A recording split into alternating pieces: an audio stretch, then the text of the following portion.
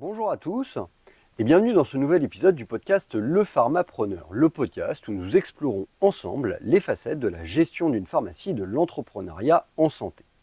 Je suis Arnaud, je suis pharmacien d'officine et aujourd'hui nous allons plonger dans un sujet qui mêle à la fois santé, bien-être des patients et gestion de produits spécifiques en pharmacie, à savoir la compression médicale. Ce sujet est souvent sous-estimé par les pharmaciens en tant que source de revenus et d'engagement patient alors qu'il représente un axe de différenciation particulièrement fort. Nous allons explorer ensemble les aspects techniques, pratiques, mais aussi managériaux liés à la compression médicale. Alors comment optimiser votre offre en pharmacie, comment accompagner vos patients et renforcer votre rôle de conseil, c'est ce que nous allons voir tout de suite. Alors la compression médicale, c'est quoi exactement ? Essentiellement, ce sont des dispositifs comme les bas, les chaussettes et les collants de contention qui sont destinés à exercer une pression sur les membres inférieurs pour améliorer le retour veineux et prévenir ou traiter des pathologies telles que les varices, les œdèmes et les ulcères. La compression médicale hors bande est essentielle pour plusieurs raisons.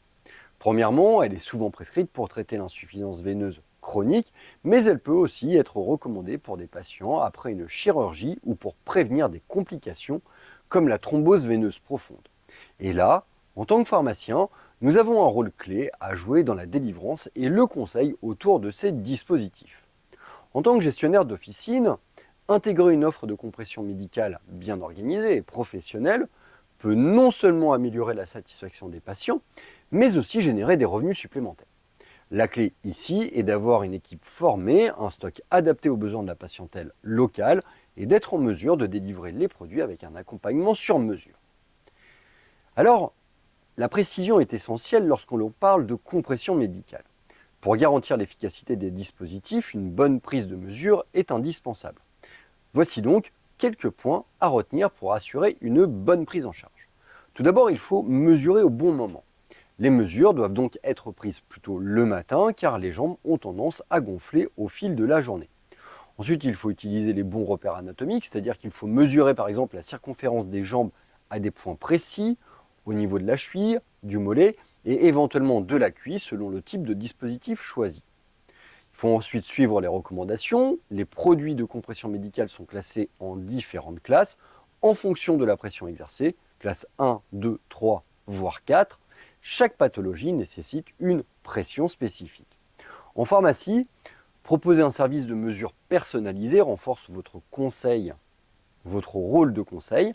Cela va montrer que vous êtes capable d'offrir une solution adaptée et non un simple produit en rayon. Une gestion optimisée des produits de compression est essentielle également pour éviter les pertes et satisfaire la demande. Voici donc quelques conseils pour gérer cette gamme de produits. Tout d'abord, analysez les besoins de votre patientèle. Il va falloir observer les prescriptions fréquentes de votre zone, la saisonnalité et les pathologies qui nécessitent l'usage de la compression. En fonction de ces données, il va falloir adapter vos stocks. Ensuite, il va falloir travailler avec des fournisseurs fiables.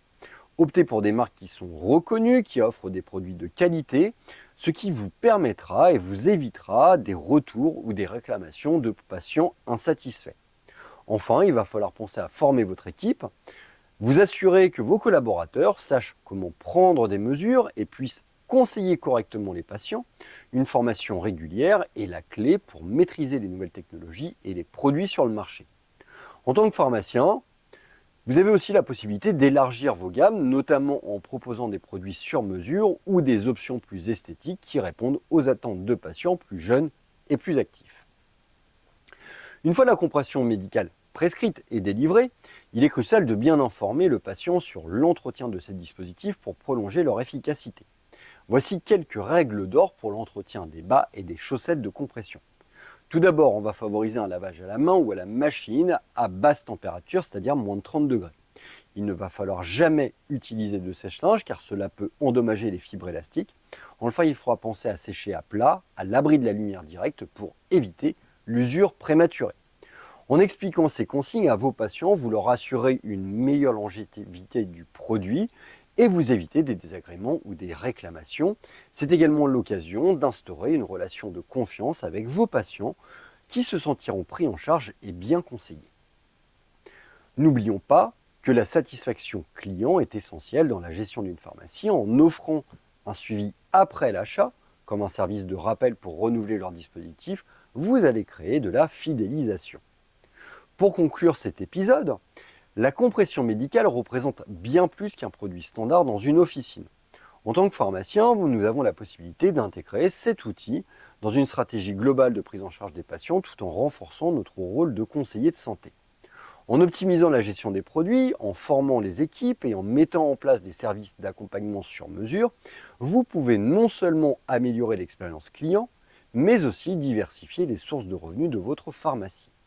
Je vous remercie d'avoir écouté cet épisode du podcast Le Pharmapreneur. Si vous avez trouvé ces informations utiles, pertinentes, n'hésitez pas à partager et à vous abonner pour ne manquer aucun de nos futurs épisodes. Je vous dis à très bientôt pour de nouvelles discussions sur la gestion et le développement de votre officine. À très bientôt.